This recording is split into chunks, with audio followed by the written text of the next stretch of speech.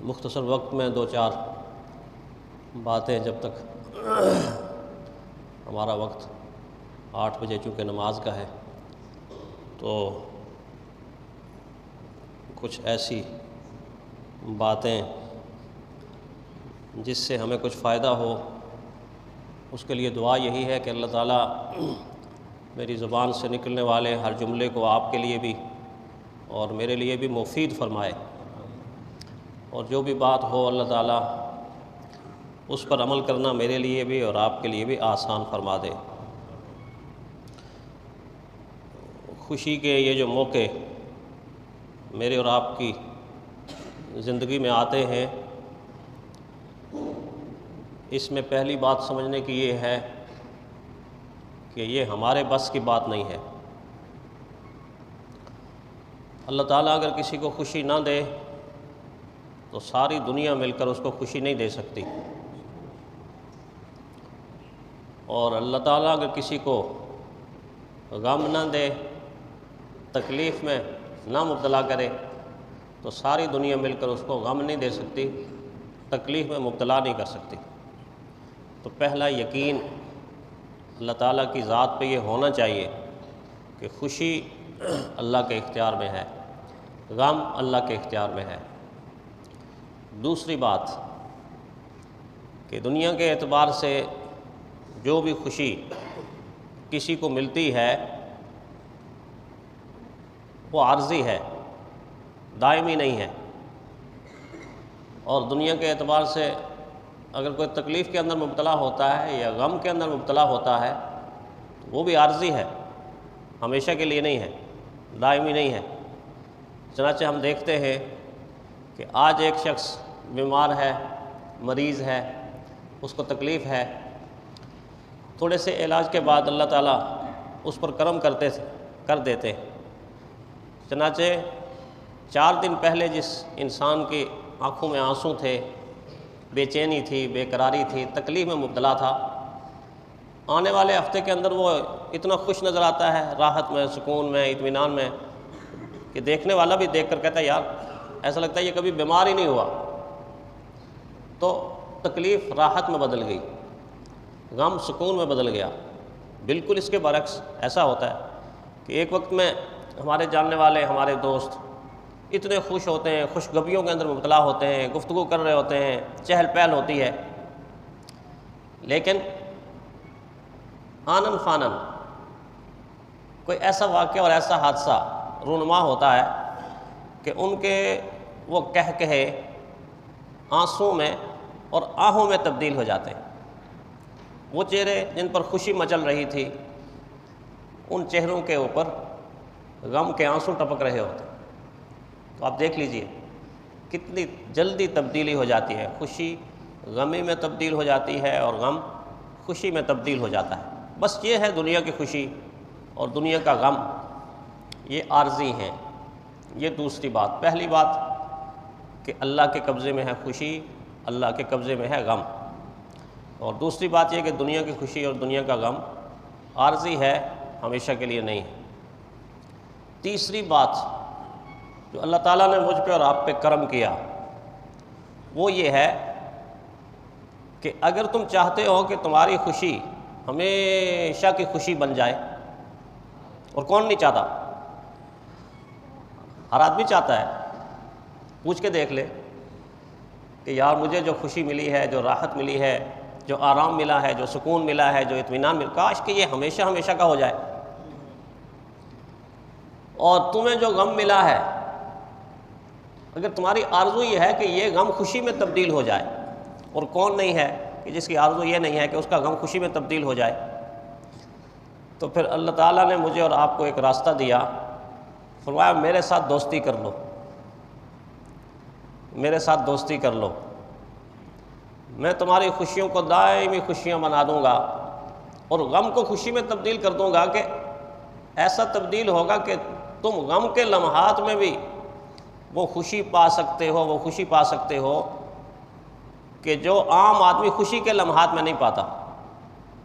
اب بظاہر بیماری تکلیف دہ ہے نا، لیکن حضرت ایوب علیہ السلام کتنا عرصہ بیمار رہے، لمبی بیماری تھی، بڑی لمبی آزمائش تھی۔ تو جب اللہ نے صحت دی، بڑی پیاری دعا کی، ربی انی مسنی الضر وانت ارحم الراحمین، یہ دعا قرآن پاک کے اندر، اللہ جی مجھے تکلیف تو ہے لیکن میرا یقین یہ ہے کہ تجھ سے بڑھ کے رحم کرنے والا کوئی نہیں ہے، تجھ سے بڑھ کے کرم کرنے والا کوئی نہیں ہے۔ کیسا سکھایا دعا مانگنا۔ تو صحت مند ہو گئے، تندرست ہو گئے، تو پھر کسی نے پوچھا کہ حضرت آپ کی زندگی کے سب سے زیادہ خوبصورت اور سب سے زیادہ پرسکون لمحات کون سے تھے؟ تو فرمایا میری زندگی کے پرسکون اور سب سے زیادہ بہترین لمحات وہ تھے کہ جب میں بیماری کے عالم میں تھا اور لیٹا ہوا ہوتا تھا، اور جب صبح کو سورج طلوع ہوتا تھا تو اللہ کی طرف سے ایک فرشتہ آتا تھا اور وہ آ کر مجھے کہتا تھا اللہ پوچھ رہے ہیں ایوب تیرا کیا حال ہے، اللہ پوچھ رہے ہیں ایوب تیرا کیا حال ہے۔ تو فرمایا جب فرشتہ یوں کہتا تھا نا تو اللہ کی محبت کی چاشنی میرے دل کے اندر ایسی اور روئیں روئیں میں اترتی تھی کہ میں اپنی بیماری کا سارا غم اور تکلیف بھول جاتا تھا۔ اور جو ہی شام ہوتی تھی تو پھر دوسرا فرشتہ آتا تھا اور آ کر کہتا تھا کہ ایوب اللہ آپ سے پوچھ رہے ہیں آپ کا کیا حال، تو جس حال میں اللہ رکھے وہی حال اچھا ہے، جس حال میں اللہ رکھے وہی حال اچھا ہے۔ تو اس لیے ان کو غم میں اور تکلیف میں بھی وہ خوشی محسوس ہوتی ہے جو عام طور پہ ہمیں خوشی کے لمحات میں نہیں محسوس ہوتی۔ اس لیے کہ خوشی کا تعلق کپڑوں سے نہیں ہے، گاڑیوں سے نہیں ہے، بلڈنگوں سے نہیں ہے، فیکٹریوں سے نہیں ہے، مال سے نہیں ہے، دولت سے نہیں ہے، سونے سے نہیں ہے، چاندی سے نہیں ہے۔ خوشی کا تعلق انسان کی باڈی اور انسان کے وجود کے اندر یہاں ہے، ادھر دل کے اندر۔ دل اگر مطمئن نہیں ہے تو دنیا بھر کی دولت اور سونے اور چاندی اور ہیرے اور جواہرات کا ڈھیر کسی کے قدموں کے اوپر اکٹھا کر کے رکھ دو، دل کا اطمینان نہیں ہے تو اس کے لیے کوئی خوشی نہیں۔ اس لیے آپ نے دیکھا ہوگا کہ دنیا کے ارب پتی لوگ بعض دفعہ سکون سے محروم ہوتے، اطمینان سے محروم ہوتے، رات کو کروٹیں بدل بدل کے نیند کی تلاش میں ہوتے ہیں مگر ان کو نیند نہیں آتی، اس لیے کہ یہ چیز مال و دولت، دنیا کی ثروت، سونے چاندی اور ہیرے جواہرات سے نہیں آتی۔ یہ چیز اگر آتی ہے تو اس کا آپ کو پتہ ہے، یہ آیت آپ اکثر سنتے ہیں، الا بذکر اللہ تطمئن القلوب، دل اللہ کے ذکر سے مطمئن ہوتے ہیں۔ اللہ کتنے مہربان ہیں کہ آپ کی خوشی کو دائمی بنانے کے لیے اللہ تعالیٰ نے اپنے ذکر کے لیے آپ کو بلا لیا، اللہ نے اپنے ذکر کے لیے آپ کو بلا لیا۔ اقیم الصلاۃ لذکری، اقیم الصلاۃ لذکری، نماز کو اس لیے قائم کرو کہ یہ میرا ذکر ہے۔ تو اللہ تعالیٰ میری اور آپ کی عید کا مطلب ہوتا ہے بار بار لوٹ کر آنا، بار بار لوٹ کر آنا، بار بار پلٹ کر آنا۔ تو یہ چونکہ بار بار پلٹ کر خوشی آتی ہے، اللہ تعالیٰ نے اس خوشی کو ہمیشہ کی خوشی بنانے کے لیے مجھ پہ اور آپ پہ کرم کیا اور 2 رکعت رکھ دی نماز، کہ آپ گھر سے جب نکلیں گے تو خوشی کا پیغام لے کے نکلیں گے۔ سنت کیا ہے؟ یہی تو ہے نا، اللہ اکبر اللہ اکبر لا الہ الا اللہ واللہ اکبر اللہ اکبر وللہ الحمد۔ ایسے ہی گھر سے ہم نکلتے ہیں نا، یہ کلمات دہراتے ہوئے، یہ کلمات دہراتے ہوئے، اس عید کے اوپر تھوڑا آہستہ آواز میں، اور عید الاضحیٰ کے اوپر بلند بلند آواز میں اللہ اکبر لا الہ الا اللہ واللہ اکبر وللہ الحمد۔ یہ خوشی کی ابتدا اور آغاز اللہ نے ہمارے گھر سے کیا۔ پھر یہاں آ کے ہم اس اللہ کا شکر ادا کرتے ہیں کہ اللہ تو کتنا کریم ہے کہ ہم مغلوب تھے، تو نے ہمیں غالب کر دیا۔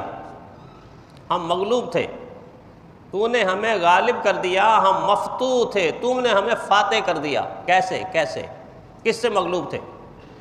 اس سے مغلوب تھے کہ جس کے کہنے کے اوپر ہم بددیانتی کرتے تھے، ہم وعدہ خلافی کرتے تھے، ہم دوسرے سے نفرت کرتے تھے، ہم ناپ تول میں کمی کرتے تھے، ہم ایک دوسرے کے ساتھ زیادتی کرتے تھے، ہم غصے اور انتقام کی حالت میں گالی گلوچ پہ اتر آتے تھے، ہم حسد اور بغض اور کینے جیسی بیماریوں کے اندر مبتلا تھے۔ یہ ساری کی ساری بیماریوں کی جڑ کیا ہے؟ 2 جڑ ہے، ایک نفس، ایک شیطان۔ 2 دشمنوں نے میرا اور آپ کا برا حال کیا ہوا تھا، لیکن اللہ نے ایسا کرم کر دیا روزے کی حالت میں، تراویح کی حالت میں، قرآن کی حالت میں، کہ ہم نے اپنے دشمن کو شکست دے دی۔ اور اللہ کرے شکست دے دے۔ ہم دشمن کے کیمپ سے نکل کے اللہ رحمان کے کیمپ میں آ گئے، شیطان کے کیمپ سے نکلے رحمان کے کیمپ میں آ گئے ہیں۔ تو جب دشمن کو ہم نے چھوڑا اور اللہ کے کیمپ میں ہم آئے تو اللہ نے ہمیں فاتح بنا کے کہا آؤ آ کے شکر کے دو رکعتیں پڑھو اور میرے سامنے سر جھکاؤ اور اس چیز کا اعتراف کرو کہ ہم نے اپنے دشمن کو شکست دے دی ہے. سارا سال نہیں، ساری زندگی شکست دینی ہے. تو اتنی بڑی کامیابی، اتنے بڑے دشمن پر کامیابی.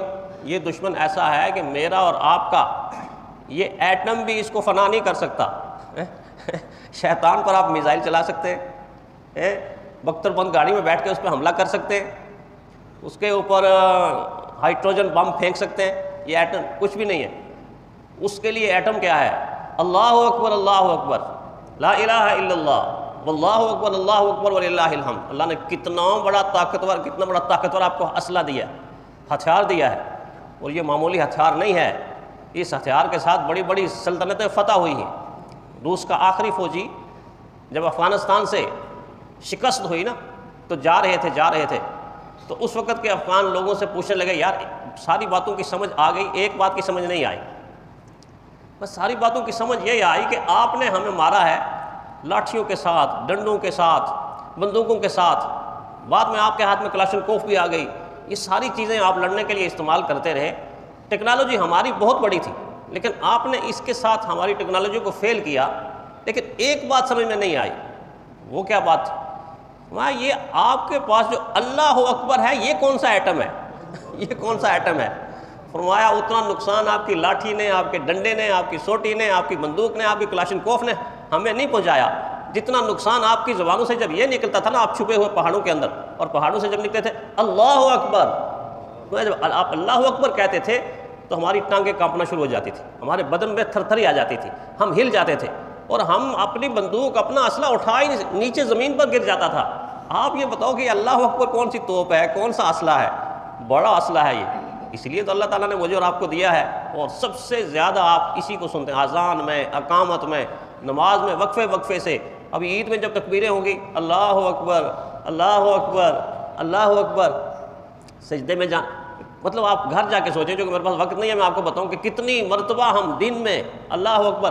جب پیدا ہو کے نا بطن مادر سے دنیا میں آئے تھے اور میری اور آپ کی آنکھ کھلی تھی نا، پہلے بند ہوتی ہیں، جب بچہ پیدا تھا کھلتی ہیں، تو کھلنے کے بعد پہلا کام کیا ہوا تھا؟ ماما نے کیا کہا تھا، ابو نے کیا کہا تھا؟ کسی کو بلاؤ. ویسے مولوی کی ضرورت ہر جگہ پڑتی ہے. وہ الگ بات ہے کہ ہم اس کی عظمت کو تسلیم نہیں کرتے. جائیں امام صاحب کو بلائیں. مجھے کئی لوگ بلاتے ہیں بلکہ پہلے سے کہہ دیتے ہیں جی آپ نے آنا ہے تو آ کے بچے کے دائیں کان میں بھی اللہ اکبر اور بائیں کان میں بھی اللہ اکبر. اللہ کی ذات پہ قربان جائیں. سب سے پہلا تعارف اللہ اپنی ذات کا کروانے، میرا تعارف. باقی دوستیاں ختم ہونے والی، منتشر ہونے والی، عارضی میری دوستی پکی ہے، مجھ سے پہلے دوستی لگاؤ. لا شعور میں اللہ اکبر اللہ. تو اللہ تعالیٰ نے اپنی دوستی کے لیے یہ نماز رکھ دی. اور جو اللہ سے دوستی کرتا ہے نا پھر مخلوق اس کی دوست بن جاتی ہے.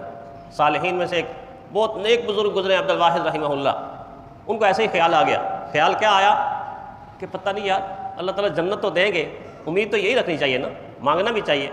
تو درمیان میں خیال آیا میں ایسے کیوں نہ اللہ سے دعا کروں کہ اللہ آپ مجھے جنت دیں گے تو جنت میں میرا پڑوسی کون ہوگا. تو خواب کے اندر کیا دیکھتے ہیں، کوئی ان کو بتا رہا ہے کہ آپ کا پڑوسی جنت کے اندر حبشہ قبیلے کی ایک خاتون جو صحراؤں اور جنگلوں کے اندر اس کا گھر ہے وہ ہوگی. حیران پریشان رہ گئے کہ یار دیکھو تو صحیح، وہ اتنی نیک اور عابدہ عورت ہے جس کو میرا پڑوس ملے گا. خود چونکہ اللہ نے بہت بڑا تقویٰ دیا تھا، کئی دنوں کا سفر کر کے پوچھتے پچھاتے وہاں ان کے گاؤں میں پہنچے. وہ اس نام کی عورت، انہوں نے کہا جی وہ بکریوں کو لے کے جنگل میں بکریاں چراتی ہے. تو یہ تھوڑے سے آگے بڑھے تو کیا دیکھتے ہیں کہ دور ایک درخت کے نیچے ایک خاتون اللہ سے کال ملائی ہوئی. اللہ سے کال ملانا ضروری ہے. یہ آپ تراویح میں اللہ سے کال ملاتے رہے. وہ الگ بات ہے کہ کال اللہ سے ملی ہوتی تھی اور ہم کہیں اور ہی گھوم رہے تھے. کال جب ملے تو پھر اسی کے ساتھ بات کرنی چاہیے جس سے کال ملائی ہوئی ہو، ورنہ جس سے کال ملائی وہ ناراض ہوگا. اچھا کال تو میرے ساتھ ملائی ہے اور باتیں کہیں اور ہو رہی ہیں. اللہ سے کال ملائی ہوئی تھی تو اتنی عبادت میں مگن، اتنی دور بیٹھے دیکھتے رہے. اور پھر جب فارغ ہوئی تو اتنا کہا کہ ماں جی یہ بتاؤ کہ میں نے ایک منظر دیکھا ہے، ایک تو آپ کی عبادت کا، دوسرا یہ منظر دیکھا ہے کہ آپ کی بکریاں بغیر آپ کی رکھوالی کے وہ تو عبادت کر رہی جنگل میں چل رہی ہیں اور پانی پی رہے ہیں ادھر سے جہاں بھیڑیے بھی پانی پی رہے ہیں، جنگل کے درندے بھی پانی پی رہے ہیں اور تیری بکریاں بھی پانی پی رہی ہیں. اور بھیڑیا بکری کو چھوڑتا ہے؟ یہ منظر دیکھ کے مجھے سمجھ نہیں آیا کہ یہ بھیڑیا اور بکری کیسے ایک ہو گئے ہیں، ان کی صلح کیسے ہو گئی ہے۔ تو آگے سے ماں جی نے کہا کہ بیٹا جب سے میں نے اللہ سے صلح کر لی ہے نا، اس وقت سے اللہ نے بھیڑیا اور بکری کو، میرے مال کو اور اس کی صلح کرا دی۔ تو اگر دنیا کے ساتھ آپ صلح کرنا چاہتے ہیں، دوستی کرنا چاہتے ہیں، تو اللہ کی دوستی کو پکا کر لیں، اللہ کی دوستی کو پکا کر لیں۔ اور یہ بات کاش کہ میرے اور آپ کے یہ جو اوپر بیٹھنے والے لوگ ہیں، جو سارا رمضان لوگ تراویح پڑھتے رہے، وہ لڑتے رہے، لوگ تلاوت کرتے رہے، وہ لڑتے رہے، لوگ اللہ کا ذکر کرتے رہے، وہ لڑتے رہے، سارا رمضان برکت والا مہینہ لڑتے لڑتے لڑتے لڑتے گزار دیا، نہیں صلح کی طرف کوئی آتا۔ تو جب ہم مخلوق کی طرف صلح کے لیے نہیں آئیں گے تو اس کا مطلب کیا ہے کہ ہماری اللہ کے ساتھ صلح نہیں۔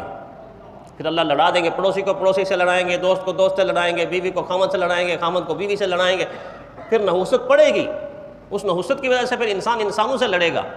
تو اس اعتبار سے اللہ تعالیٰ نے کتنا کرم کیا کہ رمضان کی عبادت کے بعد ایک موقع مجھے اور آپ کو دیا کہ ہم نماز کی صورت میں اللہ تعالیٰ کا شکر ادا کریں اور اللہ تعالیٰ کی تعریف کریں، اللہ کی حمد کریں، اپنے لیے مزید خوشیاں مانگیں، اور اس خوشی کو دائمی خوشی بنانے کے لیے اللہ کے ساتھ دوستی کریں، اللہ کے ساتھ دوستی پکی کر لیں۔ اسی لیے جو میں نے آیت کا ٹکڑا پڑھا ہے، تو مومن کی شان یہ ہوتی ہے کہ اللہ کا ذکر کرتا ہے اور نماز پڑھتا ہے۔ وَذَكَرَ اسْمَ رَبِّهِ فَصَلَّىٰ، اللہ کا تذکرہ اور نماز، یہ اللہ کے ساتھ دوستی کا بہترین عمل ہے۔